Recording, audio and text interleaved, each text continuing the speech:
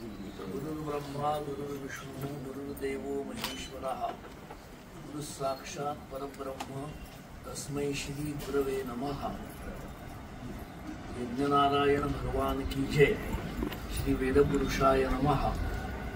आज आपण येथे जे जमलेलो आहोत हे वेदमूर्ती पंडित प्रवर माझ्या बाजूला बसलेले मुकुंद शास्त्री बालकृष्ण शास्त्री आंबेकर गुरुजी आणि त्यांच्या सुविध धर्मपत्नी सौभाग्यवती माधवी मुकुंद शास्त्री आंबेकर हे उभयता पतिपत्नी जे आहेत या पतिपत्नीने जे अग्निहोत्र व्रतग्रहण केलेलं आहे त्या व्रतग्रहणाच्या निमित्ताने आपण इथे जमलेलो आहोत। आणि बाजूलाच ज्यांचं अग्निहोत्र पुणे येथे चालू आहे असे वेदमूर्ती सुधाकर शास्त्री कुलकर्णी गुरुजी, बाजूला आमचे वेदमूर्ती दिनेश शास्त्री गायधनी गुरुजी आणि उपस्थित सर्व ऋत्विज मंडळी, असा हा आजचा सुवर्ण दुग्ध शर्करा योग आणि कांचन योग आहे।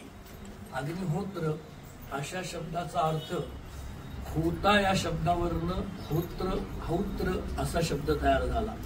जो हवन करतो किंवा हवन करण्यासंबंधी ज्या काही गोष्टी लागतात त्याला होता होतृ अशी नावं आहेत। आणि होत्री होत्री शब्दाचा अर्थ होतो स्त्री, म्हणजे अग्निहोत्राची पत्नी।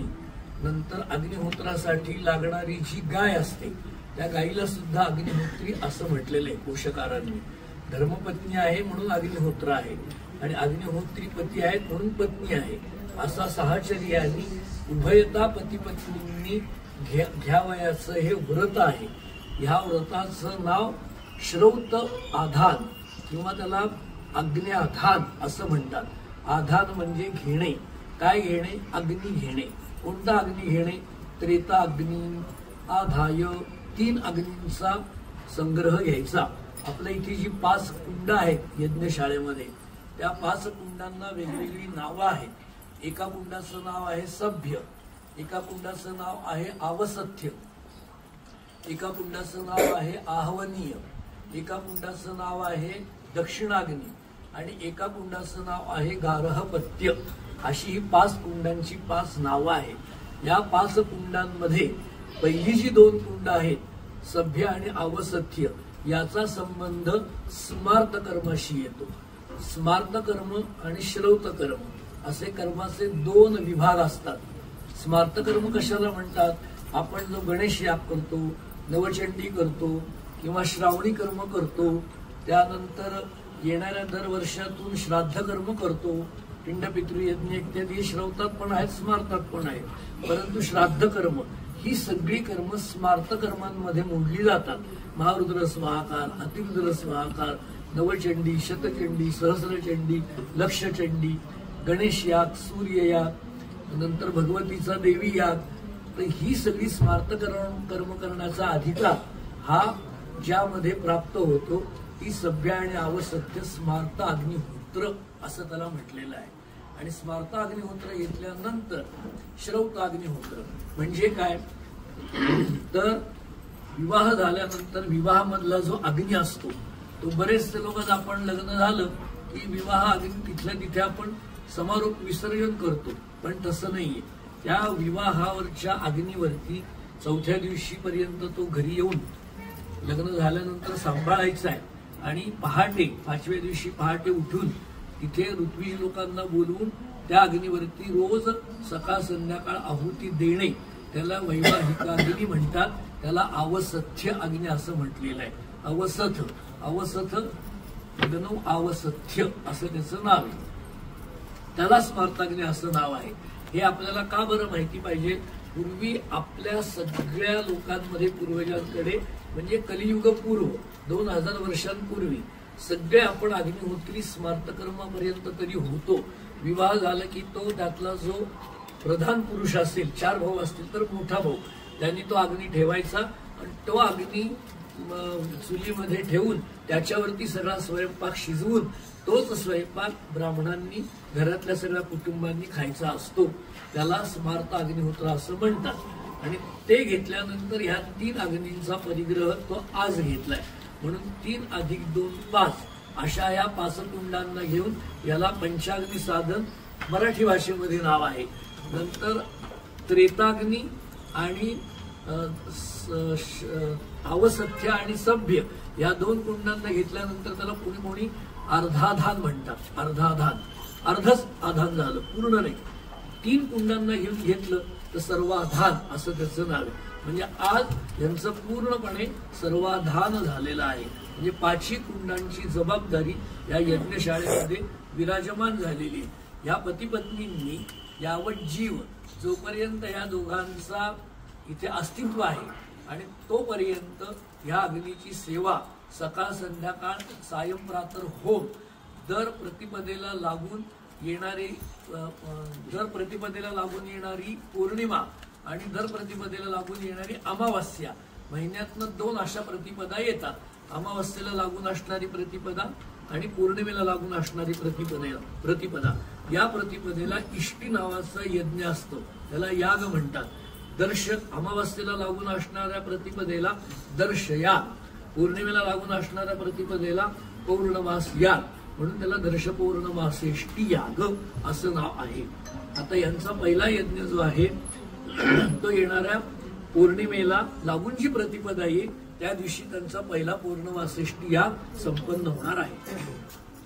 इष्ट शब्दाचा अर्थ आपल्याला येणाऱ्या ज्या काही इष्ट गोष्टी आहेत म्हणजे चांगल्या गोष्टी, त्या चांगल्या गोष्टी ज्यापासून प्राप्त होतात त्याला इष्टी असं म्हटलं जातं.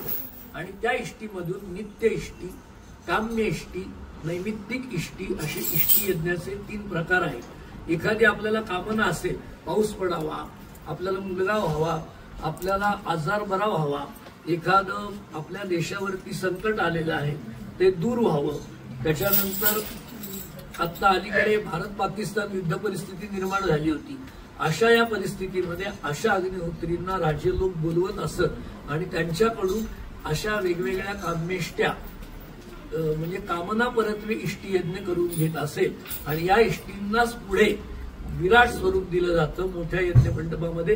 त्याला आपण राजसूय याग म्हणतो, अश्वमेध याग म्हणतो, उत्तरकामेष्टी याग म्हणतो. आपण जी पुराणांमध्ये यज्ञयागांची नावं जी ऐकलेली असतात ही सगळी वैदिक यागांची नावं आहेत, वैदिक यज्ञांची नावं आहेत आणि त्या वैदिक यज्ञांना धरून हा पहिला यज्ञ आहे. ह्या यज्ञाचं महत्व काय? भगवद्गीतेमध्ये भगवान श्रीकृष्णाने अर्जुनाला उपदेश करताना असं सांगितलेलं आहे, ज्या वेळेला ही सृष्टी उत्पन्न झाली त्याच वेळेस हा श्लोत यज्ञ पण उत्पन्न केला. सहयज्ञाः प्रजा सृष्ट्वा पुरोवाच प्रजापतीः अनेन प्रसयिष्यद्वम् एषवस्त्विष्टकामधुक. ज्ञानेश्वर महाराजांच्या याच्यावरती मोठ्या पूर्व्या आहेत. ते असं म्हणतात की यज्ञ म्हणजे काय? यज्ञ म्हणजे धर्म. धर्म हा पहिलं नाव यज्ञाला आहे. यज्ञो ही धर्म हा, हे लक्षात घ्या. आपण रोज मंत्रपुष्पांजलीमध्ये यज्ञ म्हणतो, यज्ञेन यज्ञमयजंत मंत्र म्हणतो. सगळ्यांनी मंत्रपुष्पांजली येत आहे सगळ्यांना मंत्र. यज्ञेन यज्ञमयजंत देवाः तानि धर्माणि प्रथमानि आसन्न तेह नाकं महिमानः सचंत यत्र पूर्वे साध्याः संती देवाः. हा मंत्रपुष्पांजलीतला रोज मंत्र आपण म्हणतो. या मंत्राचा मोठा गूढार्थ असा आहे की सहयज्ञाः प्रजा सृष्ट्वा. भगवद्गीतेमध्ये जो त्यांनी यज्ञ सांगितलेला आहे तो हा यज्ञ, श्रौत यज्ञ. ज्या वेळेला ही सृष्टी उत्पन्न केली भगवंतानी त्याच वेळेस ब्राह्मण, क्षत्रिय, वैश्य, शूद्र हे सगळे प्राणी, पशु, पक्षी, अग्निहोत्री, हा यज्ञ आणि ही प्रजा अशी सगळी ब्रह्मदेवाने ही सृष्टी उत्पन्न केली. अलीकडचे पाश्चात्य इतिहासकार असं म्हणतात की ऋग्वेद अगोदर झाला, मग यजुर्वेद, मग सामवेद, मग अथर्ववेद, मग ही आर्य संस्कृती, नंतर अश्मयुगीन काळ, ताम्रयुगीन काळ असं आपल्याला इतिहासामध्ये शिकवलं जातं. परंतु ते तितकंसं बरोबर नाही. हे संशोधन अगदी भ्रष्ट संशोधन आहे. कसं तर आपल्याकडची जी कालगणना आहे ही कालगणना कल्प कालगणना पद्धतीतून स्वीकारलेली आहे. कल्प कालगणना पद्धत म्हणजे काय? आपल्याकडचे इतिहासकार कसं म्हणतात की हा यज्ञ म्हणजे 2000 वर्षापूर्वी, ख्रिस्तपूर्व 300 वर्ष, आता 2024 चालू आहे, 2000च्या अगोदर ख्रिस्तपूर्व 500 वर्ष, 700 वर्ष, तसं नाही. युगे 28 विटेवरी उभा, असं आपण भगवंताची आरती करतो विठ्ठलाची. तर 28 युगांपासून तो उभा आहे कटेवरी. म्हणजे कितीतरी युग तो पंढरपुरात आहे. 28 युग, इथे युग शब्दाने कल्प असा अर्थ घेतलेला आहे. 30,000 युग जेव्हा पूर्णपणे 4 युगांची परिपूर्ती होते त्यावेळेस एक कल्प होतो. म्हणून संध्येमध्ये सगळे लोक म्हणतात धाता यथा पूर्वम अकल्पयत. ब्रह्मदेवाने सृष्टी उत्पन्न करताना पूर्वकल्पात जशी केली तशी या कल्पामध्ये आम्ही करत आहोत. प्रत्येक कलियुगात व प्रत्येक द्वापार युगात, प्रत्येक कृतयुगात रामकृष्ण होतच राहणार आहे. परंतु प्रलय केव्हा होतो? कल्पांती. म्हणून सगळे लोक संकल्पामध्ये असं म्हणतात विष्णू श्रीमद भगवतो महापुरुषस्य विष्णू आज्ञया प्रवर्तमानस्य अद्य द्वितीये परार्धे. ब्रह्मदेवाची ही दिवस संख्या आहे, त्याचा द्वितीय परार्ध चालू आहे. द्वितीये परार्धे श्वेतवाराह कल्पे. सगळे गुरुजी लोक म्हणतात हा श्वेतवाराह कल्प म्हणजे काय? आत्ता आपण ज्या युगात जगत आहोत हा वाराह कल्पामध्ये जगत आहोत. 30 कल्पांपैकी हा 28वा कल्प सध्या चालू आहे. अजून 2 कल्प बाकी आहेत. 2 कल्प झाल्यावरती महाप्रलय काळ, आणि हा कल्प झाल्यावर पण प्रलय काळ येतो. तर प्रत्येक प्रलय काळामध्ये ब्रह्मदेव ही सृष्टी उत्पन्न करून हा यज्ञ परत सुरुवात करत असतो. सहयज्ञ हा प्रजा सृष्टवा, असं कोण म्हणते आपल्याला? पुरा प्रजापती ही उवाच, असं प्रजापतीने आपल्याला सांगितलेलं आहे. याला प्रमाण काय? म्हणून वेदांमधला मंत्र यज्ञेन यज्ञम अयजंत. यज्ञो हि धर्मः यजति स्थानात ज्योतिस्थानम ज्योतिस्थानात यजतिस्थानम अपेत्य. ज्यावेळेला आपण बसून एखादा होम करतो त्याला हवन, होम आणि यज्ञ सामान्य म्हणतात. परंतु श्रौत यज्ञाचं वैशिष्ट्य असं आहे की आता जर तुम्ही होणाऱ्या इष्टीमध्ये प्रधान याग जर बघाल तर अशी त्या यज्ञपात्रांची नावं आहेत. त्या यज्ञपात्रांना घेऊन सृष्टीमध्ये प्रकार आहेत. त्याला ध्रुव असं म्हटलेलं आहे, उपभृत म्हटलेलं आहे, नंतर जुहू असं म्हटलेलं आहे. ज्यांनी हवन केलं जातं, हुनोती हवनम करोती ती जुहू. जुहू शब्दाचा अर्थ तसा. उपभृत म्हणजे जिला धारण केलं जातं ती उपभृत. हे सगळे लाकडी पळ्यांची नावं आहेत, यज्ञपात्रांची नावं आहेत. ध्रुवा म्हणजे जी कायम स्थिर असते तिला ध्रुवा असं म्हटलेलं आहे. तर ह्या सगळ्या यज्ञकाष्ठ यज्ञपात्रांना घेऊन उभ्यानी हे अग्निहोत्री महाराज इथे उभे राहतात आणि त्यांनी तुपाची आहुती जेव्हा देतात त्याला याग असं म्हटलेलं आहे. उभ्यानी जी आहुती दिली जाती त्याला यजन असं म्हटलेलं आहे. या श्रौत यज्ञामध्ये एक मार्मिक श्लोक आहे, चतुर्भिश्च द्वाभ्याम पंचभिरेवच भूयतेच पुनर्द्वाभ्याम समे विष्णू प्रसीदतु. हा जो आदिनारायण भगवान परब्रह्मा परमात्मा परमेश्वर आहे तो कशाने संतुष्ट होतो? तो म्हणतो या श्रौतयज्ञाने मी संतुष्ट होतो. त्याला प्रमाण काय? त्या श्रौतयज्ञात कोणत्या 5 गोष्टी आहेत? ह्यामध्ये 5 मार्मिक वाक्य आलेली आहेत. पहिलं वाक्य असं आहे चतुर्भिः. चतुर्भिः कोणते? चतुर्भिश्च द्वाभ्याम पंचभिरेव. चतुर्भिः म्हणजे ओश्रावय ही शब्द आहे. काही शाखांमध्ये आश्रावय म्हणतात. 4 अक्षर आहेत. आश्रावय हे यज्ञामध्ये तुम्हाला ऐकू येईल. तुम्ही जर कान देऊन व्यवस्थित ऐकलं तर हे शब्द भगवंताला आवडतात. हे पहिले 4 ओश्रावय असा तो प्रेस द्यायचा असतो. ह्या यज्ञामध्ये नाटक संस्कृती जी आपल्याकडे आली, नाट्य, अभिज्ञान शाकुंतल वगैरे, ही सगळी ही पद्धत भारतीय साहित्य, संगीत, कला ही सगळी श्रौतयज्ञांमधून आलेली. त्याच्यामध्ये कामाशी वाटलेली असतात.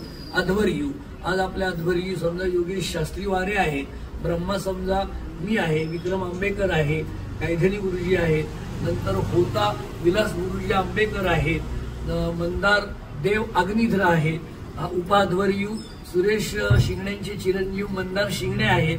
त्यानंतर आपला मयूर आंबेकर हा उद्गाता आहे. त्यानंतर कोण राहिलं? राहुल शुक्ल आहेत, असं ऋत्विज आहेत, सदस्य आहेत. तर ज्याला ज्याला जी कामं दिलेली असतात ते काम त्यांनी चोखपणे पार पाडणं, त्याला वरण असं म्हटलेलं, त्याला ती नावं दिलेली आणि त्यातनं तो काम तिथे येऊन त्यांनीच ते काम करायचं असतं आणि यातनंच नाट्य प्रयोगाचा उगम झालेला आहे. तर सांगण्याचं तात्पर्य चतुर्भी ओ श्रावय, पुढे परत 4 अक्षर आहेत. चतुर्भिश्च चतुर्भिश्च, पुढची 4 जी आहेत ती ही अस्तु श्रव खट किंवा त्याला अस्तु श्रव षट असंही म्हटलं जातं. हे 4 अक्षर ही परत भगवंताला आवडणारी आहेत. चतुर्भिश्च चतुर्भिश्च द्वाभ्याम, परत 2 अक्षर आहेत. कोणती 2 अक्षर आहेत? यज, आणि त्याला जज म्हणतो आपण शुक्ल वेदामध्ये. यज म्हणजे अरे तू आता यज्ञ कर, असा एकमेकांना संस्कृत मधला हा संवाद आहे. हा संवाद अध्वर्यू, यजमान, होता या तिघांमध्ये हा संवाद आहे. यज द्वाभ्याम पंचभिरेवच, परत 5 अक्षर आहेत. ते कोणते? ये यजामहे, ये यजामहे म्हणजे हवन करायला तो अनुमती देतो आहे किंवा करायचं आहे का? ठीक आहे, यजन मी करत आहोत असं ते म्हणतात यजमान. ये यजामहे चतुर्भिश्च चतुर्भिश्च द्वाभ्याम पंचभिरेवच भूयतेच पुनर्द्वाभ्याम. वौ खट असं ऐकता तुम्ही नेहमी. वौ षट, शचा ख होतो. वौ खट, त्या टचा पाय मोडला त्यामुळे अक्षर संख्या धरताना 2च धरायची. असं म्हटलं की ती आहुती तिथे दिली जाते. हा एवढा सगळ्या 5 समूहांना घेऊन ज्या वेळेला श्रौत यज्ञामध्ये उभ्याने अध्वर्यू, होता आणि हे यजमान अग्निहोत्री जेव्हा तो प्रधान याग करतात त्यावेळेस तो भगवान म्हणतो अरे वा मी संतुष्ट आहे.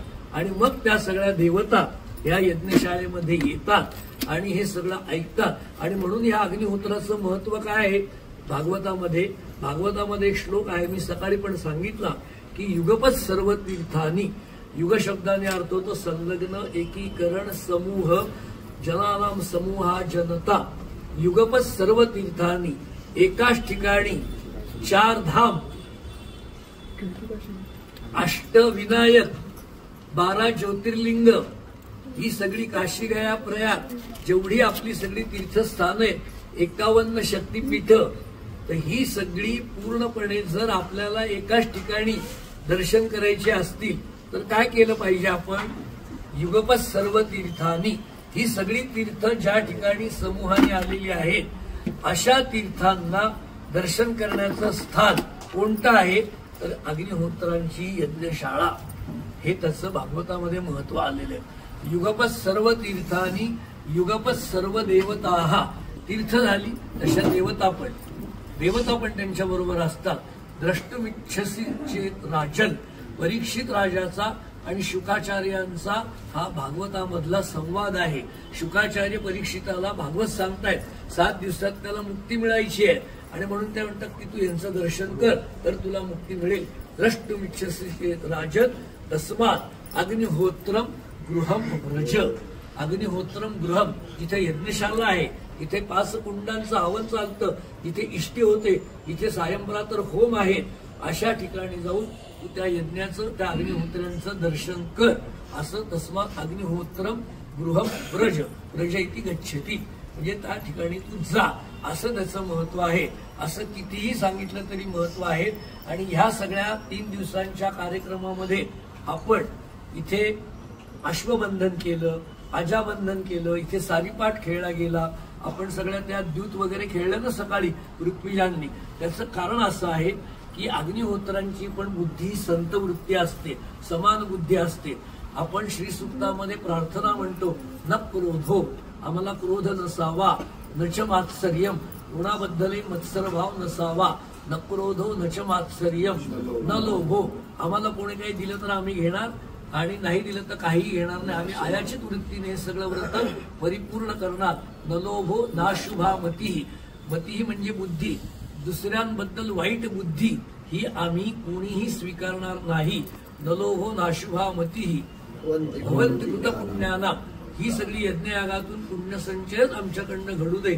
भवन्ति कृत पुण्यानाम भक्तानाम, आता तिथे श्रीसूक्तामध्ये फलश्रुती आलेली, पण भक्तानाम जो जो आपण फलपाठ करू, इथे यज्ञ आहे तर तो यज्ञ इथे घेऊन तो सगळ्यांना फलद्रूप होवो, आणि ही सगळी प्रार्थना ही आपल्या प्रत्येक व्यक्तीला लागू आहे, हे निमित्त ते आहे.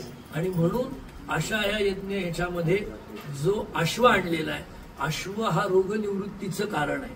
म्हणून अश्वावरनं जर आपण हात फिरवला, गाय ही रोगनिवृत्तीची देवता आहे. आपल्याला जर एखादा आजार झाला आणि आपली जी देशी गाय आहे, गीर गाय किंवा अन्य, त्या गायीच्या पाठीवरून जर आपण हात फिरवला, तिला जर 3 प्रदक्षिणा आपण घातल्या, तर आपल्याला औषधं घेण्याची गरज नाही. आपली निष्ठा पाहिजे. काविळीसारखे रोग केवळ गायीला प्रदक्षिणा मारून आणि गायीवरनं हात फिरवला आणि गोदुग्ध प्राशन केलं तरी काविळी बरी होते, असं यजुर्विधानामध्ये आलेलं आहे. तसंच अश्वाच्या बाबतीमध्ये पराक्रम, आपल्याला जर मोठमोठे यज्ञ करायचे असतील, अश्वमेधापर्यंत आज्ञाधान, आजच्या विधीला आज्ञाधान असं म्हटलेलं आहे. आज्ञाधान, श्रौताधान, अग्निहोत्र व्रतग्रहण विधी, आज्ञाधान ते अग्निचयन. अग्निचयन हा खूप मोठा यज्ञ आहे. त्याला प्रचंड ऋत्विज लागतात, राजाचं संपूर्णपणे सहकार्य घ्यावं लागतं आणि त्याला 1000 ब्राह्मण भोजन आहे. तर आज्ञाधानापासून अग्निचयनापर्यंत ही सगळी जी यज्ञ संस्था आहे ती सगळी आपल्या अग्निहोत्रांच्या माध्यमातून व्हावी, असं या अग्निधानाचं वैशिष्ट्य आहे. मग त्या अग्निचयनापर्यंत काय काय येतं, तर सप्त सोम संस्था, यज्ञांचे 21 प्रकार आहेत. सप्त पाकसंस्था, मगाशी तुम्हाला मी जे सांगितलं सभ्य आणि अवसत्य, स्मार्ताधानाची जी 2 कुंड आहेत त्या कुंडांच्या संबंधित 7 यज्ञ आहेत. त्याला सप्तपाक यज्ञ असं म्हणतात. त्या सप्तपाक यज्ञांच्या नंतर आज जे अग्निहोत्र आपण घेतोय त्याला सप्तहावीर यज्ञ असं म्हणतात. म्हणजे 7 आणि 7 14, आणि ते झाल्यानंतर 1 वर्षानंतर पुढे जी यज्ञ करायची असतात त्याला सप्तसोम संस्था असं म्हटलं जातं. म्हणजे त्या सप्तसोम संस्थेला नाव आहे षोडशी, रात्र, अतिरात्र, आप्तोर, याम, वाजपेय, ही सगळी नाव आहेत त्या यज्ञांची. असे 21 प्रकारचे यज्ञ आहेत. या 21 प्रकारच्या यज्ञांचं अधिष्ठान काय आहे, तर आज मुकुंद शास्त्री आंबेकर. आणि म्हणून आपण गाववाले सगळे पुण्यवान आहोत. म्हणून चाणक्य काय म्हणतात की ज्या गावात अग्निहोत्र आहे ते सगळे भाग्यवान आहेत. म्हणून याचं इतकं महत्व आहे. म्हणून आपल्याला ते महत्व माहिती नसतं. म्हणून अश्वाचं महत्व, अश्वमेध याग करायला सांगितलंय. पण तो कोणाला करायला सांगितलाय, जो अभिषिक्त राजा आहे त्या राजाला अग्निहोत्री लोकांना बोलवायचं, करायचं यांच्याच कडून, पण त्या राजाला अग्निहोत्र तात्कालिक घ्यावं लागतं. आणि अश्वमेध यज्ञ हा 3 वर्षापर्यंत चालतो, 3 वर्ष, आणि मग तो राजा होतो. अलीकडच्या काळामध्ये अश्वमेध यज्ञ जयसिंग राजांनी केला होता, जयपूरला, उदयपूरला केला होता. सम्राट अशोकाच्या काळात झाला होता. त्यानंतर काही कोणी इतिहासामध्ये अश्वमेध याग शास्त्रोक्त केल्याचं आपल्याला ऐकिवात नाही. पूर्वी तर सगळे करतच होते, रामकृष्ण त्यांनी सगळे केलेले.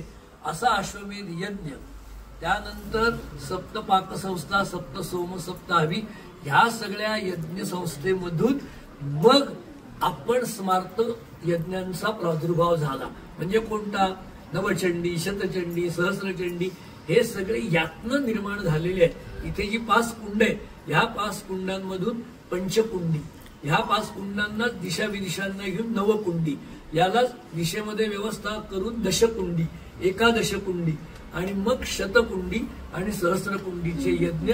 हे त्या यज्ञाची ही प्रकृती आहे, ही यज्ञशाला, ही त्याची आदर्श आहे. पिंडी ते ब्रह्मांडी. म्हणून त्या अश्वाचं महत्व.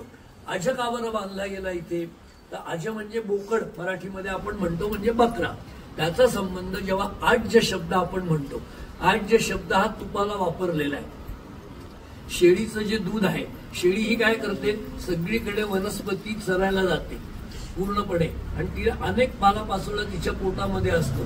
त्यामुळे तिचं जे दूध आहे हे दूध औषधी सांगितलेलं आहे आयुर्वेदामध्ये. आणि त्या दुधापासून उत्पन्न झालेलं पूर्णपणे दही, त्या दह्यापासून उत्पन्न झालेलं ताक, त्या ताकापासून उत्पन्न झालेलं लोणी, दधी शक्रमंथनात नवनीतम जायते, नवनीत म्हणजे लोणी, त्या लोण्यापासून उत्पन्न झालेलं तूप, आणि त्या तुपाची आहुती विशिष्ट कामना परत्वे यज्ञांना घेण्यासाठी जे तूप तयार होतं त्या तुपाला आज्य असं म्हटलं जातं. अज म्हणजे बकरा, बोकड, आणि आजा म्हणजे शेळी. अजायाः उद्भवन तत् आज्य तत् आज्य. मग तो ती शेळी चांगल्या प्रकारची इथे ह्या यज्ञ संस्कृतीमध्ये निर्माण व्हावी, दूध दुभती. मग तिला पालन पोषण करणारा पती पण तसाच पाहिजे, पूजन करणारा. म्हणून तो पती त्याचं पूजन केलं. आपल्याकडे पशु पक्षी द्विपाद चतुष्पाद सगळ्यांचं पूजन चराचरामध्ये परमेश्वर भरलेला आहे, ही आपल्याला यज्ञ संस्था धर्मरूपाने शिकवत असते. आणि म्हणून त्याचं आपण इथे पूजन केलं काल आज, आणि त्याला अजविमुख म्हणजे सोडून दिलेलं आहे. त्यातनं भाव काय की सर्वत्र समान पशूंपर्यंत परमात्मा चराचरात भरलेला आहे. सर्वत्र आत्मा बुद्धी पाहिजे म्हणजे परमात्मा बुद्धी पाहिजे, म्हणून त्याचं महत्व ते आहे. म्हणून अजाविमुख अजबंधन केलं, अश्वबंधन केलं. त्यानंतर आता आपण इथे द्यूत खेळलो. द्यूत खेळणं हे काम क्षत्रिय राजांना सांगितलेले. पण कोणत्याही कामाचा जर प्रारंभ करायचा असेल तर तो ऋत्विजांकडनं करायला लागतो. ते ऋत्विज कोण असतात? ऋत्विज त्यांनाच म्हटलेले जे आत्मिज्य श्रौत यज्ञात करतात ते. म्हणजे कोण? ब्रह्मा, होता, अध्वर्यू, अग्निध्र, उद्गाता ही त्यांची नावं आहेत. त्यांनी तो सारीपाठ का खेळायचा? तर सभ्य नावाचा जो तिथे अग्नी आहे कुंड, त्या सभ्याचा अर्थ आहे सभा. कोणती सभा? विद्वानांची सभा. राजदरबार. राजदरबार जेव्हा मंत्रिमंडळ बसतं, अष्टप्रधान, शिवाजी महाराजांपर्यंत अष्टप्रधान मंत्रिमंडळ होतं. त्या मंत्र्यांना सल्ला देणारे कोण असतात? राजपुरोहित. राजपुरोहितांना धर्म शिकवणारे कोण असतात? आचरण करणारे अग्निहोत्री ब्राह्मण. म्हणून त्या अग्निहोत्री ब्राह्मण आणि यज्ञ याच्यातून धर्म तयार झालेला आहे. आणि तो धर्म तानि धर्माणि प्रथमानि आसन यज्ञेन यज्ञ. जगातला पहिला धर्म यज्ञ. त्या यज्ञातून अनेक दानं होतात, अनेक लोकांचं पूजन होतं, पशुपक्षींचं. द्विपाद चतुष्पाद, 2 पायांचे प्राणी, 4 पायांचे प्राणी, तिथे कोणाचाही भेदभाव ठेवला जात नाही. याचे यावत मनुष्य, जगातल्या मनुष्यांच्या कल्याणासाठी हे यज्ञ असतात. आणि म्हणून तो पहिला धर्म काय आहे? यज्ञ करा, यज्ञ करवा. धर्म आणि प्रथमानि आसन. असं केल्याने काय होतं? तेह नाकम. नाकम शब्दाचा अर्थ होतो स्वर्ग. स्वर्गामध्ये देवतांना आनंद होतो आणि देवता लोक पण तो यज्ञ करतात इंद्राच्या दरबारामध्ये. तेह नाकम महिमाना. महिमाना म्हणजे त्याचं महात्म्य. आणि म्हणून आम्ही त्यांचं सगळं अनुकरण करतो, म्हणून आम्ही पण यज्ञ याग करतो. तेह नाकम महिमाना सचंत यत्र पूर्वे साध्या संती देवाहा. पूर्वज आमचे करत आलेले आहेत. यांचे वडील, यांचे आजोबा हरी नाना आंबेकर हे स्वातंत्र्यवीर विनायक दामोदर सावरकर यांच्या बरोबर त्यांनी काम केलेले आजोबांनी स्वातंत्र्य युद्धामध्ये. आणि सावरकरांना मोठं आश्चर्य वाटलं की एवढं सगळं करूनही त्याग करून त्यांनी अग्निहोत्र घेतलं. 12 वर्ष ते भूमिगत होते, ऋषिकेश, काशी वगैरे यांचे आजोबा. आणि मग अग्निहोत्र नंतर घेतला. आल्यानंतर अशा या 3ऱ्या पिढीचं मुकुंदरावांनी ही धुरा मोठी समर्थपणे सांभाळली. म्हणून आपल्याला त्यांचं कौतुक आहे, आनंद आहे. आणि आपण या सगळ्या लोकांनी यांना सपोर्ट दिला पाहिजे, पाठिंबा दिला पाहिजे, पुष्टी दिली पाहिजे. म्हणून अजबंधन, अश्वबंधन, सारीपाठ संपूर्णपणे रात्रभर जागरण सांगितलेले. काल आज 3 दिवस. म्हणून ज्या महिला मंडळांना काही भजन येत असतील, कोणाला गाणं येत असतील तर ते स्तुतीपर. जसं आपल्याकडे बाळ जन्माला आल्यानंतर आनंद होतो तसं 3 अग्नी इथे जन्माला आलेले. त्यांची नावं आहेत गार्हपत्य, दक्षिणाग्नी आणि आहवनीय अशी त्या अग्नींना नावं ठेवलेली. आणि ते अग्नी आपल्याकडे आपलं कल्याण, गावाचं कल्याण, कुटुंबाचं कल्याण करण्याकरिता आज आलेली आहेत. आज का बरं आलेली आहेत? त्याचं वेदांनी महत्व सांगितलेलं आहे. आज वैशाख अमावस्या सकाळी, रोहिणी नक्षत्र आणि त्याला लागून प्रतिपदा असा मुहूर्त प्रत्येक वर्षी येतोच असं नव्हे. अमावस्या मिळते, अमावस्या मिळते, चतुर्दशी युक्त प्रतिपदा येते, कधी कधी पौर्णिमा युक्त प्रतिपदा. परंतु म्हणजे पौर्णिमेशी प्रतिपदेशी संलग्नता ही एकाच दिवशी दुर्मिळ आहे. असा योग जेव्हा येईल तर त्यामुळे होतं काय? सा रोहिण्या संपद्यत आत्मा वै प्रजा पशुकामा. आपल्याकडची पशु पक्षी धनधान्य पुत्र पौत्र हे समृद्ध होतं. म्हणून या रोहिणी नक्षत्राचं महत्व आहे. म्हणून भगवान श्रीकृष्णाचाही जन्म तो रोहिणी नक्षत्र बघूनच त्यांनी केला. आणि आपण मराठीमध्ये बोलताना म्हणतो की हो कन्या चांगली बरं का, रोहिणी नक्षत्रासारखी आहे, असं काव्यामध्ये साहित्यामध्ये आपल्याला कादंबऱ्यांमध्ये आढळून येतं.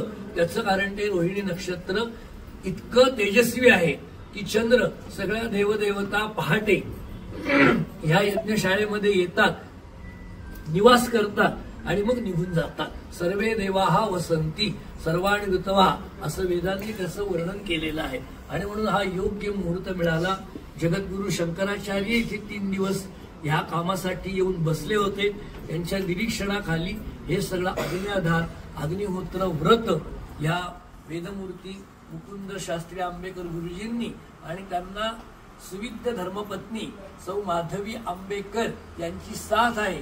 कारण दोघांमध्ये एक जरी 2 मिळून हे रथ तयार होतो. 2 ही रथाची चाकं आहेत संसाराची. त्यात एक जरी निखळले किंवा एकाने जरी संमती नाही द्यायचं ठरवलं तर हे कार्य होणार नाही. त्यामुळे हे भाग्यच आहे. आणि त्यामुळे ह्या संपूर्ण पतिपत्नींनी हे उभयव्रत धारण केलेलं आहे. असं हे सगळं अग्निहोत्राचं थोडक्यात संक्षिप्त महत्व हे तुम्हाला माहिती पाहिजे असं मयूर मुकुंद आंबेकर यांनी आम्हाला सांगितलं. मुकुंदरावांच्या आंबेकर ते आता ह्या यज्ञकर्मामध्ये त्यांच्याकडे जे पद दिलेलं आहे ते उद्गाता पद आहे. लक्षात घ्या, काय उद्गाता काय, तर त्यांच्या विनंतीवरून आणि मग हे तुम्हाला संक्षिप्त विवेचन केलं. उद्गाताचं काम काय असतं? उद्गाता हा खूप श्रेष्ठ ऋत्विज आहे बरं का. भगवान असं म्हणतात गीतेमध्ये, वेदानाम सामवेदोस्मी. तर उद्गाता जो असतो तो स्तुतीने गाणं म्हणतो, गायन. वेदांमध्ये सामवेदामधली काही मंत्र आहेत, त्या मंत्रांनी त्या उद्गात्यांनी स्तुती करायची असते. तेव्हा भगवान तिथे येतात. बाकीच्या ऋत्विजांसाठी येत नाहीत ते. म्हणजे निमंत्रण देणारा तो उद्गाता लागतो. म्हणून उद्गाताचं महत्व आहे. त्याला उद्गात तृगण, एकूण याला 16 ऋत्विज पुढे लागतात मोठ्या यज्ञांना. तर असं कितीही सांगितलं तरी तिचं महत्व आहे. म्हणजेच काय, तर आपला जो सनातन वैदिक धर्म आहे, ज्याला आज आपण हिंदू धर्म म्हणतो, त्या हिंदू धर्माचं मूळ यज्ञामध्ये आहे. आणि तो यज्ञ प्रत्येक कल्पामध्ये आहे. म्हणजे हजारो वर्षांपासून ऋग्वेद, यजुर्वेद, सामवेद, अथर्ववेद चारही वेदांना ह्या यज्ञामध्ये ऋत्विज लागतात. म्हणजे काय, ऋग्वेद पण लागतो, यजुर्वेद पण लागतो, सामवेद पण, अथर्ववेद पण. असं नाही की एकाच वेदांनी होतो. म्हणजेच काय, समान काळामध्ये समान वेद होते आणि चारही वेद एकाच वेळेस उत्पन्न झाले, यज्ञ एकाच वेळेस उत्पन्न झाले. म्हणजे सुप्रजेसाठी यज्ञ आणि यज्ञासाठी प्रजा. आपण म्हणतो ना, कोंबडा आधी का अंडा आधी, मराठीत म्हणतो ना, त्याचं कोड आहे काय. तर इथे भगवंतानेच उत्तर दिले की दोन्ही आम्ही बरोबर उत्पन्न केलेले. त्यामुळे कोण आधी आहे आणि कोण नंतर नाही. म्हणून अन्योन्य संबंध आहे. ह्याला अन्योन्य संबंध म्हणतात. दोघंही एकमेकांवर आश्रित आहे. आणि आपल्या गावातल्या जनतेचं काम काय, तर ह्यांना इष्टियागासाठी लागणाऱ्या रानशेणी, यांना लागणारं तूप हे आपण जर यांना आणून दिलं तर यांना कुठे विवंचना करण्याची गरज नाही. संपूर्णपणे वर्षामध्ये असे किती 24 याग येतील, 24 आणि 2 आग्रहण 26 येतात. मार्गशीर्ष एक विशेष याग सांगितलेले. त्या 26 यागांना पुरणारं जे तूप आहे ते आपण यथाशक्ती एक प्रतिपदेला वाटून घेऊन त्यांना आपण दिलं पाहिजे. पूर्वी हा पण एक आपला धर्म आहे, हा ग्रामधर्म आहे.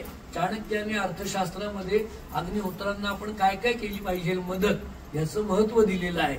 कोणी गौऱ्या आणून द्यायला पाहिजे रानशेणी, कोणी तूप आणून द्यायला पाहिजे, कोणी संविधान. आणि यांना आयाचीच वृत्ती आहे. आपण मला बोलवा असं म्हणायचं नाही. कोणी बोलवलं तर हे दक्षिणा घेणार, दक्षिणा हे ठरवणार नाही. म्हणजे हे मोठं आकाशवृत्ती म्हणतो आपण मराठीमध्ये. आकाशाकडे बघायचं, भगवंतांनी काही झोळीत टाकलं तर घ्यायचं ते अग्निहोत्र. कळलं का, आकाशवृत्ती. आणि त्यांच्यावर अशी वेळ यायलाच नको, कारण भरभक्कम एवढे कुटुंब आहेत, त्या कुटुंबांचे नातेवाईक आहेत.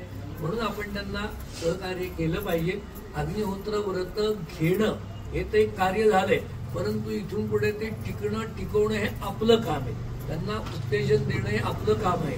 आणि म्हणून असं या अग्निनारायणाचं महत्व आहे, असं या अग्निहोत्राचं महत्व आहे, असं या ऋत्विजांचं महत्व आहे. आणि म्हणून हा द्यूत विषय जो घेतलाय तो रात्रभर जागरण करून राजांनी पण इथे येऊन ह्या यज्ञाला इतकं महत्व द्यायचं की तुम्ही काही पण गोष्ट करा, पण त्या सभ्य नावाच्या अगदीला डोळ्यासमोर ठेवून करा. पंडित सभा करा, कीर्तन करा, प्रवचन करा, गाणं म्हणा, अगदी तुम्ही द्यूत क्रीडा करा, द्यूत खेळा, काय करा, पण ते यज्ञाला मानून करा. यज्ञ हा श्रद्धया हेल यावा, श्रद्धेने त्याला नमस्कार करा. किंवा तुम्ही तुम्हाला असं वाटलं की नाही हे काय निंदाजनक एखाद्याने, तरी तुम्हाला त्याचं पुण्य आहे, असं त्याचं महत्व आहे. सकृदपि गीतम श्रद्धया हेल यावा, म्हणजे नुसतं अग्निनारायणाचं स्मरण केलं तरी आपल्याला त्याचं पुण्य आहे. म्हणून द्यूत क्रीडा ही क्षत्रियांसाठी आहे. त्याचा आपण उद्घाटन करून ठेवलेले सभ्य या नावाने. आणि त्याच्यामध्ये मोठा गमतीशीर आहे, विषम आणि सम असं त्यांनी सांगितलेले. विषम जर आपण आलो तर तो आपण हरलो असं समजायचं असतं, आणि समसंख्येने जर ते जिंकलो तर मग आपण जिंकलो. आज आपण समसंख्येने सगळे जिंकलेलो आहोत.